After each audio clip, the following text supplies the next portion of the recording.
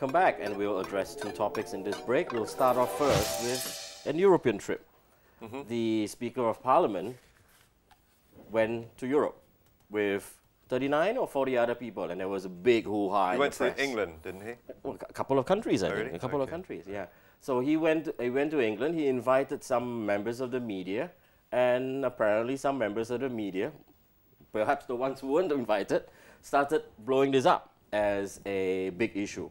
They mentioned about how some names on the list of people who were attending were not the right people, or they were names of the right some people, other but they're given the wrong position. And there were some special trips to watch the English Premier League. Dude, it was Man U, Liverpool, okay? Everybody wants to go watch it, right? And it was Arsenal, Man City. Okay, Tom, what do you think? Okay. I think this is one of these things where it's a non-issue that became an issue. The thing I kind of believe is that they missed the Singapore Grand Prix to go to watch. Okay. Why didn't they go to Singapore? I'm not even saying this. Beyonce was there. Maroon 5 was there. Thaksin was there. Because why the hell weren't they in Singapore watching the Grand Prix? It was Man U, Liverpool. Okay. Right. All right. Okay. This is one of these things that are just Thai people are just becoming nitpicking about things that are non-issues. These study trips happen all the time, right? Name a country that politicians don't do this, right? 3 weeks ago, you had a group of U.S. senators who came to Bangkok and met here, right, with the Thai Chamber of Commerce, right? What do they talk about? People go, right? People go on these study trips. I'm actually finding it kind of interesting. So 39 people, 7 million baht to Europe for like 5 or 6 days. What's the number? To actually go to a game? Yeah. That's cheap. That's actually cheap. Give me the name of this tour guide, man, because this was a cheap trip. 7 million baht to actually get to go to England, get to go to all these countries. Yeah, they're going to Paris, right? Yeah. Eiffel Tower, Champs-Élysées. This is a cheap trip. Yeah. This is what politicians do, whether it's a Thai politician, a U.S. politician, a Lao politician. Okay, great. They travel to study. But were these guys studying? What were they studying? No, they get to go. They went to The Economist. They went to Parliament. I've been on these trips, right? There are some value to going, right? Because at the end of the day, you want Thai people to open their eyes. Okay, so when they go to Parliament, what do they just take the tour? No. When we, like, for example, Do they meet with anyone? Do they meet with? I took a trip to Los Angeles a few years ago. Actually, I went to New York with the Bangkok governor. Okay. Right? We actually met with Mayor Bloomberg. Okay. Right? We had a nice conversation. Right. So you exchange ideas. You exchange ideas. You get to. We have to understand. There's a lot of bureaucrats here in Thailand, right? Who never get a chance to travel out of the country. A lot of these reporters don't get a chance to travel out of the country. When you go and you get to open your eyes, your ears, you get to smell new things, you get to taste new things, it adds value to you. I bet you they went there and they had roast duck at Four Seasons. And they probably did. And they probably did. Not They bad. Have it here. But the key is this, right?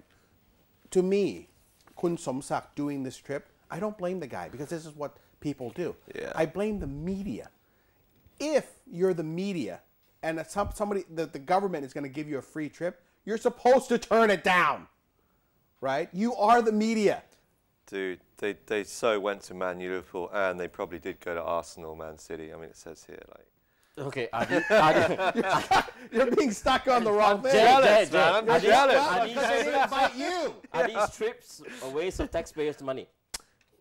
We just spent 200 million or whatever it is, 100 million on a report that has no recommendations. So How could this possibly be a waste of money? I'm going to go out on a limb here. Yeah. I think these trips do have value because I think it's important, right, for people to have the chance. If they broaden their horizons, yeah. if they learn something new, if they see something, if they bring something back, and they get some inspiration to implement something new here for the benefit of Thai people, then it's got to be a good thing. Okay, it seems like a lot of money. They took like 40-odd people there. So it's 180,000 baht. Yeah, I had dinner at Four Seasons Hotel, Park Plaza, Oxford University, Imperial War Museum. Yeah. Okay, going to visit the Economist group, la-di-da. So hopefully at least one person benefited from the. If one person benefited, that's. But I think on this one, I want to make a point, right? So he takes a group of reporters, right? There's an ethics issue to me on this one, right? The ethics issue isn't with him. The ethics issue is with the media people who travel. Our good friend, actually, Kunwar and I was actually invited to go, right? He wrote about it. And he wrote about it. It looked like a very interesting trip. And he actually turned it down. That shows me there's ethics in the guy.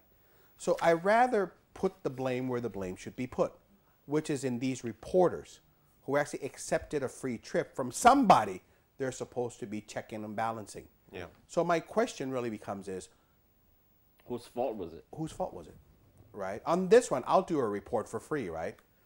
Going on study trips is not a bad thing. As Jay said, right? If it brings something back, it broadens your horizon. Yeah. When you're invited, you should have an ethics obligation as to whether or not you accept the trip, right? And if you're a reporter who's supposed to be, you know, fair, right? And you take a free trip, that just looks bad upon you. Okay, we're not reporters, so we qualify for the trips. I mean, if there's upcoming trips. okay, so I mean, a bunch of senators and MPs, whatever, they go, or a bunch of civil servants, they go. They can learn something new. They can broaden their horizons. Reporters are going as well to do what? Supposedly it's the same thing, right? But I Yeah. think this is where this is where the fault in this trip lies, right? Yeah. You're invited. You're supposed to turn it down, right? Warren and I turned it down. Why can't these other 20 or so reporters turn it down, right? Look. So if the reporters keep turning it down, then we will go instead. Okay? I don't think they're going to invite you, man, somehow. Right. Okay, anyway, let's move on to our next topic. Protesting policemen. You know about this, right? I think he's the head of the Metropolitan Police Bureau. Yeah. What's his name? Lieutenant General Kamron Witt, something Kamron like Witt, that. yes, Yeah, uh-huh. okay. Yeah. So there was a big issue about how he was so respectful of Thaksin that he put up a picture of Thaksin actually giving him his insignia, and there was some autograph and so on and so forth. So he put that up, and he traveled to Hong Kong to meet former Prime Minister Thaksin, and the story got him to pin his new, when he got a promotion. That's got right. him to pin his new, And he proudly displays that in his office. Okay. And he caught the eye of some people who felt that this was not right. Yeah. Okay. Okay, because he, as a head of the Metropolitan Police Department, he went to meet a wanted fugitive. Yes. And he did not exercise his power and to He arrest can't this arrest person. someone overseas. He doesn't have any power overseas. Okay, was it really overseas? There's another story about this was not really overseas. This was Oh, actually now you're Never mind. in Anyway, the X-File conspiracy. So where was it then? Anyway, So that's not the point. Where was it then? Okay, that's not the point. The point is now that he actually said he would protest against the Democrats. He would go and lodge a report against the Democrats who were lodging a report against him, right, for his behavior, right? So he organized. He informed or advised or encouraged policemen. Okay, so a number of policemen showed up at the Democrat Party. Encouraged policemen to come and give him support. Yeah. So about 200 policemen arrived. Well, they haven't got protesting. nothing else better to do except protest, right? What do you think, Tom? Should policemen be protesting? Should policemen be supporting their boss so Well, what's much? the issue here, first of all? What is the issue? Yeah, what is the issue? The problem that I have with is, look, the cops went to a protest with their guns. So you don't mind that They he went to the protest. So you don't mind that he went to Hong Kong and had the thing. Okay, we're not talking about that topic. We're Okay. talking about the protesting policemen. Was it Okay. right for the cops to actually participate in a protest? And should they have gone with their guns? They went armed, by the way, to a protest. Okay, well, they probably shouldn't be protesting because they shouldn't really be displaying any kind of political affiliation. That's right. I would think so. There's enough crime and law breaking going on the streets of Bangkok every day that you would thought that they would be busy on-duty policemen, doing I will that tell you. stuff. This is on-duty policemen, handling, not doing police off-duty stuff, policemen. not yeah. protesting stuff, right? Okay. What do you think, Tom? I don't think this was political in Okay. regards to what the protest was. It's a clear showcase of employees following their masters without any questions being asked. They weren't going to support a political cause.